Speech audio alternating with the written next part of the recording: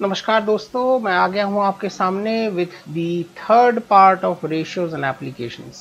सो अब तक पहले दो पार्ट में मैंने आपको बताया है कि रेशियोज के क्वेश्चंस कैसे किया जाए। फर्स्ट पार्ट में मैंने कंसेप्ट को डेवलप किया है through some by finding the compound ratios and all the other things.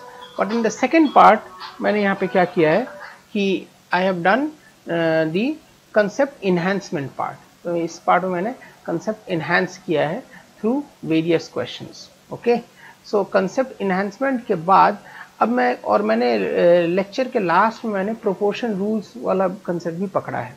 Okay, I also took the concept of proportion, और उसमें मैंने एक बात कही थी मैंने आपसे कि सम रूल एक होती है, उस पर मैंने काफ़ी सारा डिस्कशन किया था और कहा भी था कि in the third part I will start the class with the sum rule. Okay, तो एक सवाल से ही आपका सारा कंसेप्ट क्लियर हो जाएगा, एक तरह के सवाल से। Okay, so this is the ratios and it's applications part, and ये हमारा पार्ट 3 है। आशा है आपने फर्स्ट 2 पार्ट्स देखा होगा और नॉलेज आपने गेन किया होगा, राइट। तो अगर नॉलेज आपको लगता है कि कोई आपके अलावा किसी और को भी अगर ये नॉलेज मिलना चाहिए तो प्लीज़ उनको कुछ और लोगों में भी आप दिखा सकते हैं, राइट। लेकिन मेन पॉइंट है कि आपको वो नॉलेज मिलना चाहिए, आपको वो नॉलेज गेन होना चाहिए। Okay, now in this third part में जैसे मैंने कहा था कि I will do a question on sum rule. Okay, तो सम रूल के क्वेश्चन में मैं एक बार बताता हूँ। आप ये सवाल को लीजिए, मैंने एक रूल कहा था आपसे। रूल ये था कि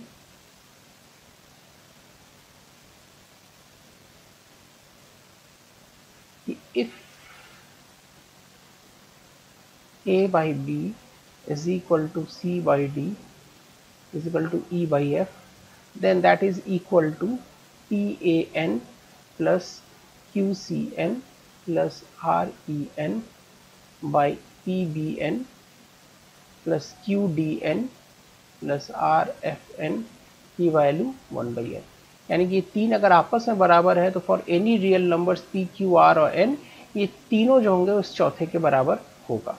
ओके, सो दिस इज, इस बात को मैंने कहा भी था और इसको हम लोग सम रूल कहते हैं। अब आप इस सवाल को देखो, फर्स्ट क्वेश्चन को, और देखो अगर आपको ये रूल पता है तो आप आराम से कर सकते हैं इस क्वेश्चन को। ओके, जैसे कि फर्स्ट क्वेश्चन देखो, a by B C by D E by F है, इसकी वैल्यू क्या होगी। तो हम कह सकते हैं कि इसमें पावर जो है वो तो 111 है और पी क्यू आर 888 है, राइट। तो यानी कि फर्स्ट क्वेश्चन का आंसर मैं 1 मिनट में लिख सकता हूँ कि 7a plus 8c plus 9e by 7b plus 9d plus 8d plus 9e, इसकी वैल्यू जो होगी वो वही होगी जो इन तीनों की वैल्यू होगी, यानी कि 3/4 होगी। कुछ भी करने की जरूरत नहीं है। ओके, सेकेंड क्वेश्चन की तरफ चलते हैं। अब यहाँ पे PAN यानी कि 7a स्क्वायर, सो n की वैल्यू है 2 एंड p की वैल्यू है 7, q की वैल्यू है 8 एंड r की वैल्यू है 9। देखो आप बाकी सब सेम ही है, तो मैं कह सकता हूँ कि अगर 7a square plus 8c square plus 9e square by 7b square plus 8d square plus 9f square की पावर 1/2 जो है वो भी वही होगी जो इन तीनों के बराबर होगी, यानी कि 3/4 होगी, राइट। लेकिन मुझे इसकी वैल्यू निकालनी है, तो इसकी वैल्यू निकालनी थी, यानी कि इसको स्क्वायर करना पड़ेगा तो होगा। दोनों तो अगर मैं स्क्वायर कर दूंगा तो ये वैसा ही ये कट जाएगा और ये इतना ही रह जाएगा, और इस तरफ अगर मैं स्क्वायर करूंगा तो कितना होगा, इट इज 9/16। तो सेकेंड क्वेश्चन का आंसर हो गया 9/16। ओके, अब थर्ड क्वेश्चन की तरफ चलते हैं। अब चाहे वो प्लस हो चाहे माइनस हो, इसमें कोई फर्क नहीं पड़ता है। इस केस में a की वैल्यू जो होगी वो 7 होगी, सॉरी p की वैल्यू जो होगी वो 7 होगी, q की वैल्यू होगी -8 एंड r की वैल्यू होगी -9। लेकिन एक जैसे मैंने कह भी दिया कि d शुड नॉट इक्वल 0, यानी कि डिनोमिनेटर 0 के बराबर नहीं होनी चाहिए। अगर हो गई तो फिर प्रॉब्लम है, तो सवाल कुछ मीनिंगलेस है, राइट। ऐसा सवाल हो ही नहीं सकता है, इसीलिए मैंने पहले से एक डाल दिया कि d should not equal, denominator should not equal 0। अगर ऐसा है तो फिर इस क्वेश्चन का आंसर क्या होगा। तो इसको भी करने का बहुत आसान तरीका है, हम कह देंगे 7a square minus 8c square minus 9e square by, यहाँ पे 3 कॉमन ले लो, 7b square minus 8d square minus 9f square अच्छा, इसकी वैल्यू और बाहर में 1/3 रख दो, तो इसकी वैल्यू जो होगी, इसका 1/2 जो होगा वो तो 3/4 ही होगा, यानी कि पूरा जो होगा वो 3/4 का होल स्क्वायर होगा। तो 3/4 का होल स्क्वायर उसको 1/3 से मल्टीप्लाई कर दो, तो हो गया आपका 9/16 into 1/3 that is equal to 3/16, right. तो अगर आपको ये रूल पता है तो आप ये सब सवाल, ऐसे तरह के सवाल आप बड़े आसानी से कर सकते हो, आपको कुछ भी करने की जरूरत नहीं होगी, राइट। सीधा आप रूल लगाओगे और खेल को खत्म करोगे, राइट। हम चलते हैं अपने अगले टॉपिक की ओर, क्योंकि मैंने इस पार्ट में मैंने आपको बताने हैं ratios and its application. Ratio का एप्लीकेशन, अब जो हमारी कोर टॉपिक थी रेशियोज एंड इट्स एप्लीकेशंस, तो एप्लीकेशन कहाँ कहाँ होता है, किस किस तरह के सवाल में हम लगा सकते हैं, तो हम एक दो एप्लीकेशन पे चलेंगे इस लेसन में। ये एक ऐसा सवाल था जो मैंने शुरू किया क्योंकि हमने सेकेंड पार्ट में इसी कंसेप्ट से खत्म किया था, तो बनता था एक सवाल बनाना, तो दैट्स वाई हमने इस सवाल में इस पार्ट में इस सवाल से शुरू किया है। ओके, एप्लीकेशन ऑफ रेशियोज, एक तो होता है, दो तरह के सवाल आते हैं, इनकम एक्सपेंडिचर के सवाल, वो भी काफ़ी आते हैं, ओके, और कुछ मिसलेनियस टाइप के क्वेश्चंस भी आते हैं, राइट, जो मैं आपको अभी बताऊंगा। जब आप वीडियो देखते जाइए अंत में आपको पता लग जाएगा कि मिसलेनियस एरियाज ऑफ क्वेश्चंस किस तरह की आती है। ओके, सो फर्स्ट क्वेश्चन देखते हैं, means income expenditure. Annual income of A and B is in the ratio 5:4 and their annual expenses bear a ratio of 4:3. If each of them saves rupees 500 at the end of the year, then find their annual income. Okay, तो इस तरह के question को हम करें कैसे? सबसे पहले एक लंबे तरीके से करते हैं, उसके बाद हम शॉर्टकट तरीके से आएंगे। लंबा तरीका क्या है, जो आप तो अब तक जो कंडीशन होते हुए आया हो, तो आप इसे 5/4 है, यानी कि आपको ये पता है कि इनकम माइनस एक्सपेंसेस जो होता है वो होता है सेविंग। जितना आपकी इनकम है, जिसमें से जितना आपका खर्च है वो माइनस कर दो, तो बचेगी वही जो आपकी सेविंग होगी, राइट। तो मतलब annual income of A and B, यानी कि एक की इनकम अगर 5x है तो दूसरी इनकम 4x है, एक का खर्च अगर 4y है तो दूसरे की खर्च 3y है, तो दोनों 500 रुपये बचाते हैं। तो यहाँ से आपकी x और y की वैल्यू आ जाएगी। आपको x की वैल्यू निकालनी है, क्योंकि x की वैल्यू निकालोगे तो आपको 5x और 4x की वैल्यू होगी, राइट। तो x की वैल्यू कितनी होगी हम देख लेते हैं एक बार। हम y को अगर एलिमिनेट कर दें तो इसको हम कितने से मल्टीप्लाई करेंगे, इसको हम 3 से मल्टीप्लाई कर देंगे और इसको 4 से मल्टीप्लाई कर देते हैं और माइनस कर देते हैं, तो ये और ये तो कट जाएगा। अगर मैं इसको 3 से मल्टीप्लाई करूँ तो कितना होता है, ये होता है 15x, ओके, और इसको मैं माइनस करूँ 4 से, it is -16x, that is equal to 500, 1500 minus 2000 यानी कि 500, यानी कि x की वैल्यू हो गई 500, तो 5x और 4x, 5x की वैल्यू हो गई 2500 और 4x की वैल्यू हो गई कितनी, 2000, राइट। ये हमारा हो गया। लेकिन हम एग्जाम में इस तरीके से नहीं करेंगे, क्योंकि एग्जाम में हमारे पास टाइम थोड़ा कम रहता है। तो यहाँ पे मैंने यहाँ पे चीज़ें बताई हैं, जो मैंने इसको 3 से मल्टीप्लाई किया, 4 से मल्टीप्लाई किया, ऑल दैट किया है, उसको मैं एक टेबल फॉर्म में लिख दूंगा। कैसे? जैसे कि इनकम है और एक्सपेंडिचर है। इनकम पहले कितनी है, 5:4, इनकम और एक्सपेंडिचर। इनकम लिख दो 5:4 और 4:3, ओके। और दोनों की सेविंग कितनी है, 500 एंड 500, राइट। ये इनकम यहाँ पे लिख दिया, ए, और ये ए है और ये बी है, क्लियर है। इस तरह से मैंने लिख दिया है। अब मैं क्या करूँगा, यहाँ पे मैं इसको इससे मल्टीप्लाई करूँगा और इसको इससे मल्टीप्लाई करूँगा। तो जिस ऑर्डर में मल्टीप्लाई किया वहाँ पे मल्टीप्लाई करके और लिख देते हैं, तो कितना होता है, या आप इधर से इधर मल्टीप्लाई कर लो, 4 × 4 - 5 × 3, कुछ भी कर सकते हो, राइट। 4 × 4 - 5 × 3, ये कितना हो गया, 16 - 15 इज 1 पार्ट। तो आपने यहाँ पे पहले मल्टीप्लाई किया, यहाँ पे बाद में मल्टीप्लाई किया, तो यहाँ पे वही करो, आप क्रॉस मल्टीप्लाई करो। क्रॉस मल्टीप्लाई करके जो वैल्यू आएगी कितनी आएगी, 500 × 4 - 500 × 3, right. So it comes out to be how much, it is 500 rupees. यानी कि 1 पार्ट की वैल्यू कितनी है, 1 पार्ट की वैल्यू है 500 रुपीज, ओके। तो अगर 1 पार्ट की वैल्यू 500 रुपीज़ तो 5 पार्ट की वैल्यू कितनी होगी? 5 पार्ट की वैल्यू होगी 2500 रुपये एंड 4 पार्ट की वैल्यू होगी 2000 रुपीज़।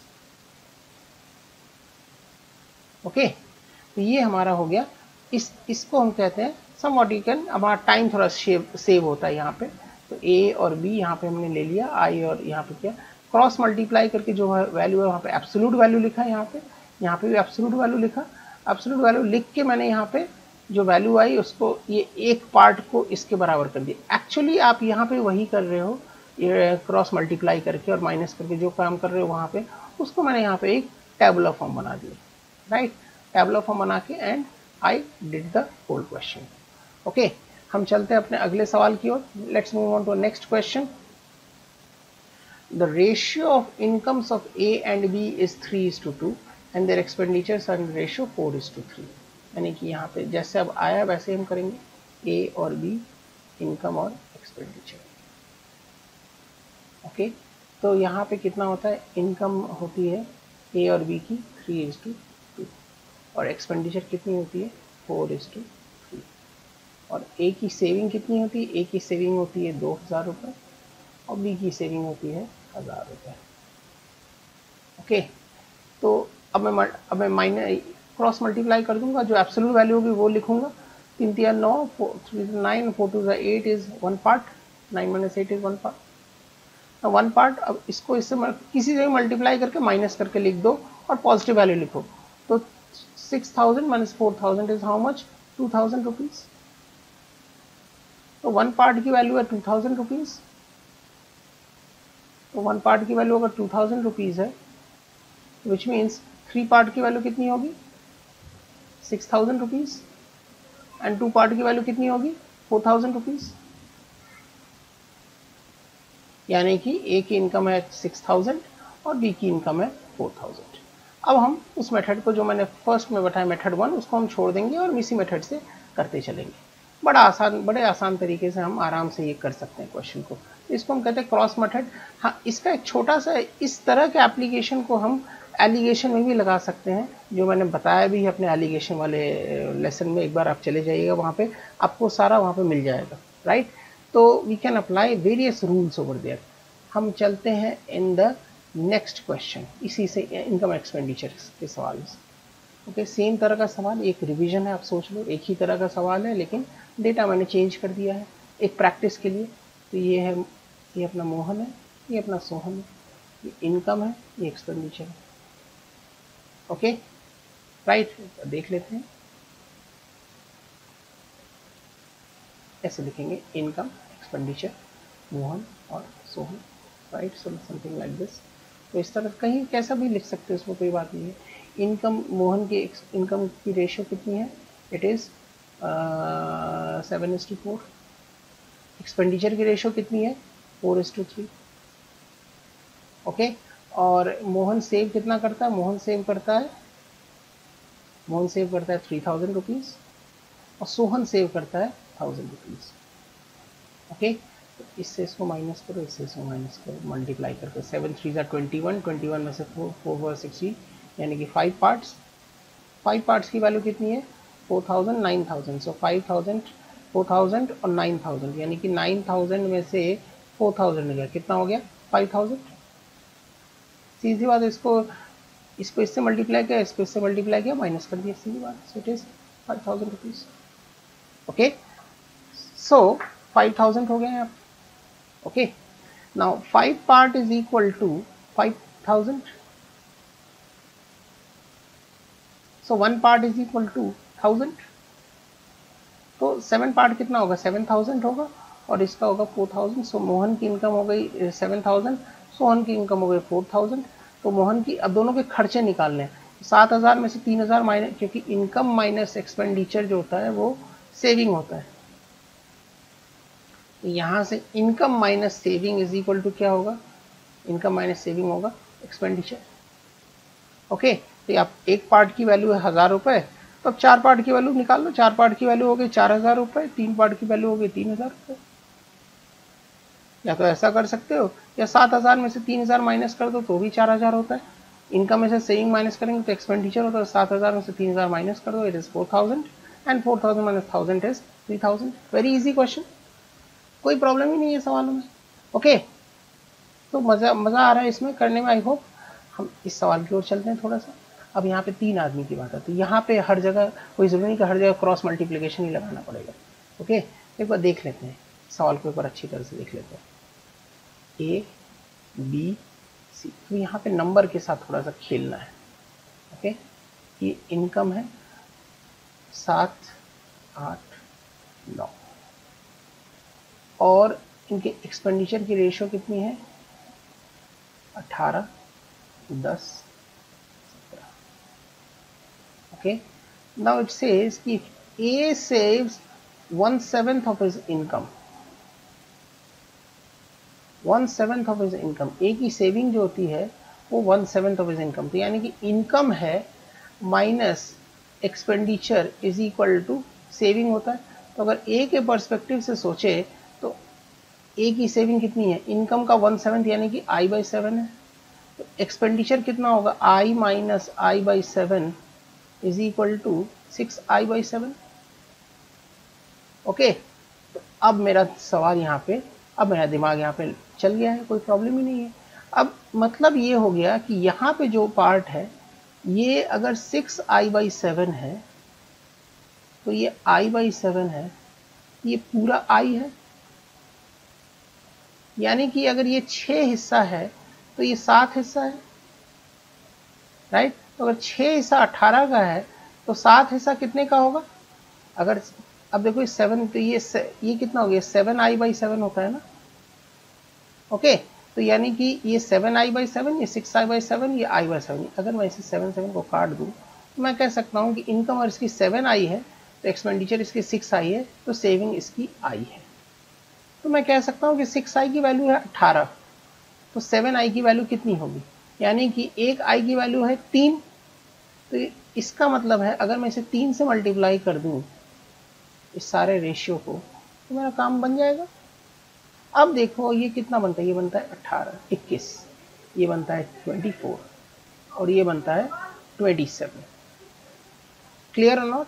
तो 21 में से 18 गया 3 हो गया. अब देखो 3 जो है वो 18 का 1/6 है और 18 जो है 21 का 6/7 है, राइट. और 3 जो है 21 का 1/7 है. तो जो बात यहाँ पे इसने लिखी है वो जम रही है यहाँ पे. तो इसमें पॉइंट कि इसमें दिमाग क्या लगाना है कि इसमें सबको 3 से मल्टीप्लाई कर देना है. जब 3 से मल्टीप्लाई कर दिया तो 21 में से 18 गया कितना हो गया 3, 24 में से 10 गया कितना हो गया 14 और 27 में से 17 गया कितना हो गया 10. तो ratio of the savings is 3:14:10. यहाँ पे कोई क्रॉस मल्टीप्लिकेशन कुछ नहीं है. क्रॉस मल्टीप्लिकेशन पहले 3 सवाल के लिए था, उससे आपको मेथड समझ में आ गई होगी.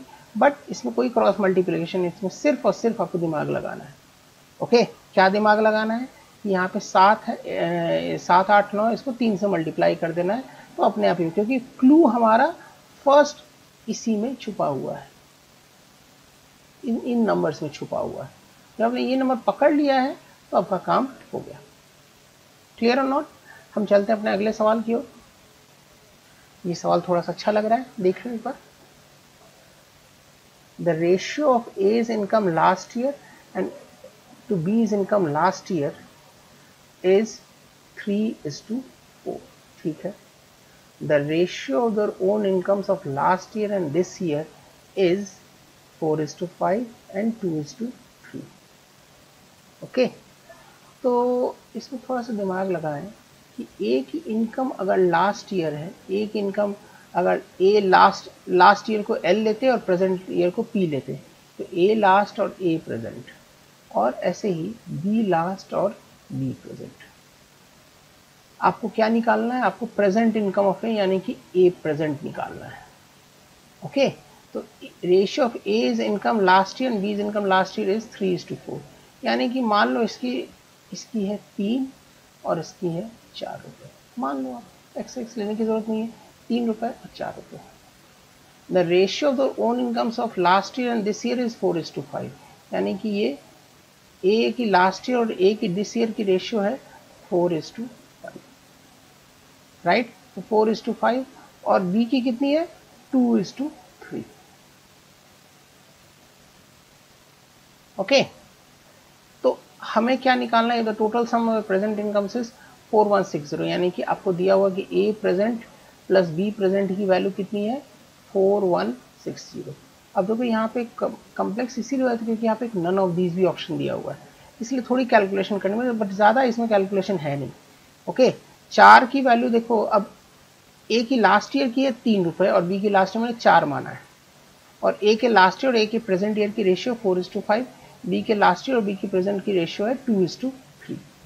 तो अब देखो अगर ये 4 है तो 5 है, तो 1 है तो कितना होगा 5/4 यानी कि सवा होगा 1.25 होगा। तो 3 है तो कितना हो जाएगा 3.75, राइट। ऐसे ही अगर ये 2 है लास्ट ईयर तो प्रेजेंट ईयर है 3, तो अगर ये 4 होगा तो दुगुना हो गया है, तो ये कितना होगा 6 हो जाएगा। ओके, तो यानी कि ए की प्रेजेंट इनकम और बी की प्रेजेंट इनकम कितनी है 6 और 3 यानी कि 9.75। तो आपको ये बताना है यहाँ पे दिया हुआ है कि 9.75 की वैल्यू है कितनी 4160। तो प्रेजेंट इनकम ए की कितनी है 3.75, तो 9.75 की वैल्यू है 4160, तो 3.75 की वैल्यू कितनी होगी आपको यही निकालना है। ओके, सो अब आप इसे सॉल्व कर लें तो कितना होगा 4160 बाई 9.75 इंटू 3.75 हमारा सॉल्व हो गया। ओके, तो इसे मैं थोड़ा सॉल्व कर लूँ तो कितना होगा 9.75 यानी कि 9 and 3/4 यानी कि 39/4, ये 39/4 हो गया, और ये कितना होगा 3.75 यानी कि 15/4 हो गया। 4 तो काट दो तो सीधा हो जाएगा 4160 बाई 39 इंटू 15।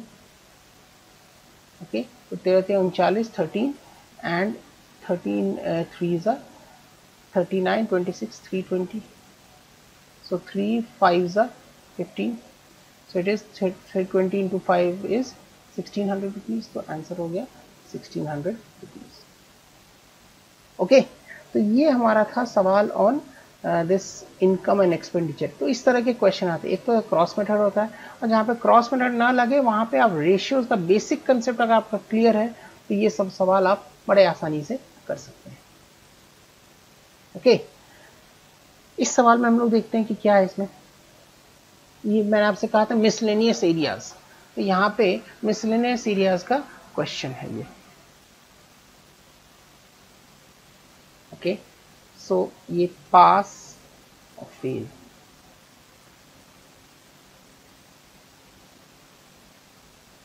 ये 28:5। ओके, और अब पास और कह रहा है कि the number of those who passed to those who failed were in the ratio 28:5. Okay, if 5 more would have appeared and number of failures with 8 less, the ratio would have changed to 9:1. तो ये 9:1। Okay, तो आपको बताना है कि find the total number of students who appeared in the examination। appeared क्या होता है पास प्लस फेल्ड। हम इसे अब बनाएंगे क्रॉस मेथड से। ओके, हम इसे नॉर्मल मेथड से ही बना सकते थे कि हम अपीयरिंग को एक्स, पास को पी मानते, फेलियर को एफ मानते, और फिर हम इक्वेशन सॉल्व करते रहते, राइट। तो उतना टाइम में जो चीज़ हमने सीखा है पहले इनकम एक्सपेंडिचर में उसको हम यहाँ पे लगा सकते हैं। कैसे लगाएं वो देख लो आप। अब देखो आप 5 मोर वुड हैव अपीयर्ड, यानी कि ए की वैल्यू अगर a + 5 होती and number of failures with f - 8, तो p कितना होता है। अब देखो 5 ज्यादा है, अब आपको अगर इस इक्वेशन को मेंटेन करना है a + 5, तो इधर कितना होगा, अगर 8 कम हुए हैं और 5 ज्यादा है यानी कि यहाँ पे 13 होना होगा, राइट। तो आपका होगा अपीयर्ड इक्वल टू हमेशा पास प्लस फेल्ड होता है ना। तो अगर a + 5 कर देते हैं, तो अगर a + 5 इधर किया है, इधर f - 8 किया, और a = p + f को बनाए रखना है, तो इधर हम कितना ऐड करेंगे, हम इधर 13 ऐड करेंगे, यानी कि पास को 13 बढ़ना चाहिए, राइट। तो pass would be 13 more and failures would be 8 less. Okay, ये अब ये चीज अब ध्यान से देखो यहाँ पे। ओके, एक बार फिर से बताता हूँ।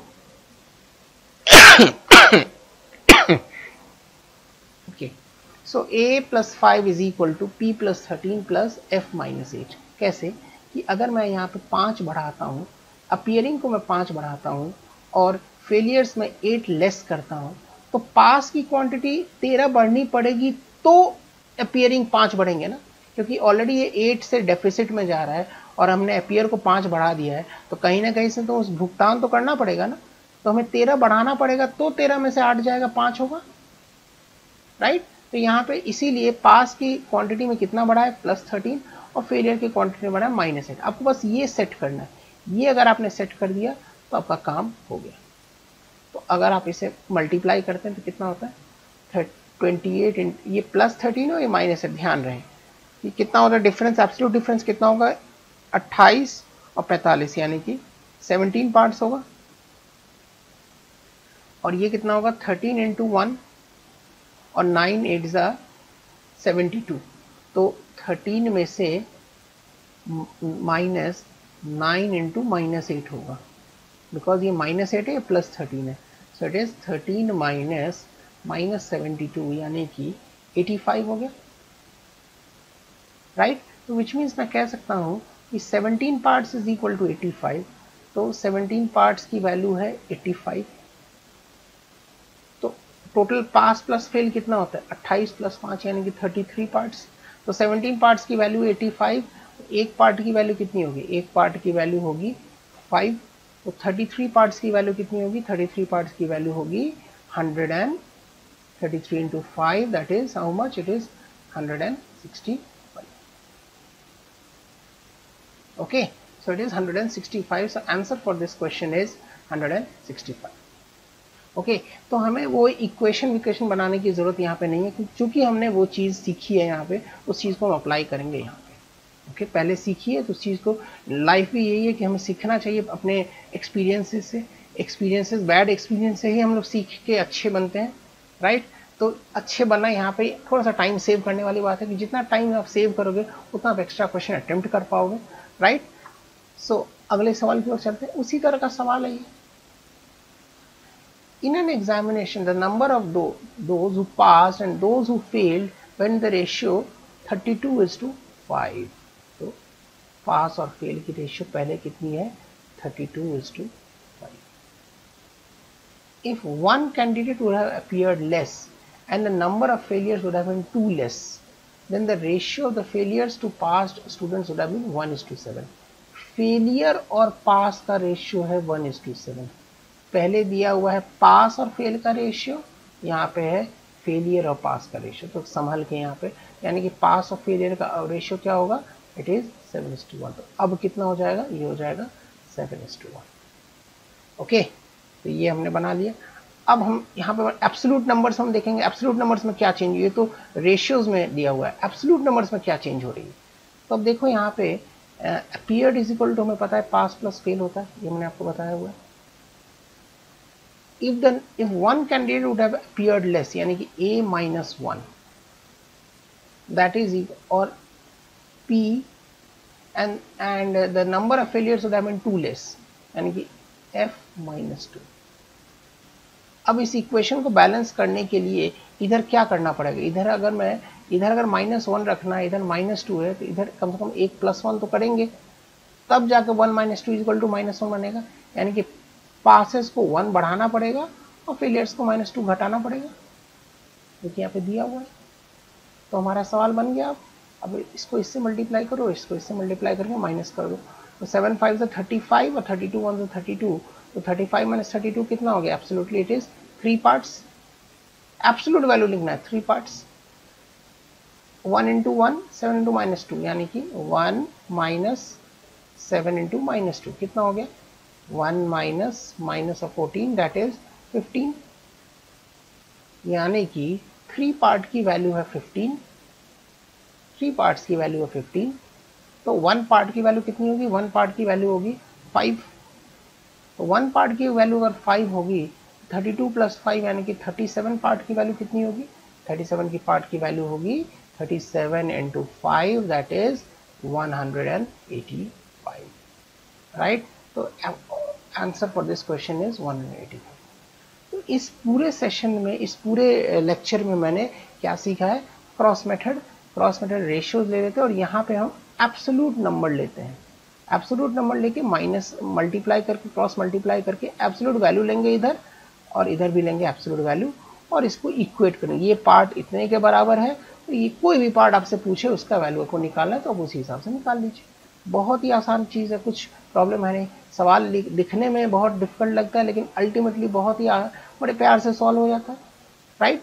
तो हम और अच्छे क्वेश्चंस के साथ आएंगे। अब मैं जाऊंगा अपने अगले डोमेन में जहाँ पे मैं वेरिएशन और पार्टनरशिप की चीज़ें पकड़ूंगा, राइट। और अच्छे क्वेश्चंस हैं, आरबीआई ग्रेड बी लेवल के भी क्वेश्चंस हैं, वैसे ये क्वेश्चन बहुत अच्छे हैं, right. So thank you so much. हम मिलते हैं इन द नेक्स्ट क्लास जहाँ पे मैं और अच्छे क्वेश्चन और अच्छे कंसेप्ट के साथ आता हूँ आपके साथ। बहुत बहुत धन्यवाद आपका। आपसे मिलते हैं in the next session, right. Thank you so much. हमारे डिस्क्रिप्शन बॉक्स में सारा डिस्क्रिप्शन दिया हुआ है of how to get the other sessions as well. So go through the session and please visit the other parts as well. Thank you so much.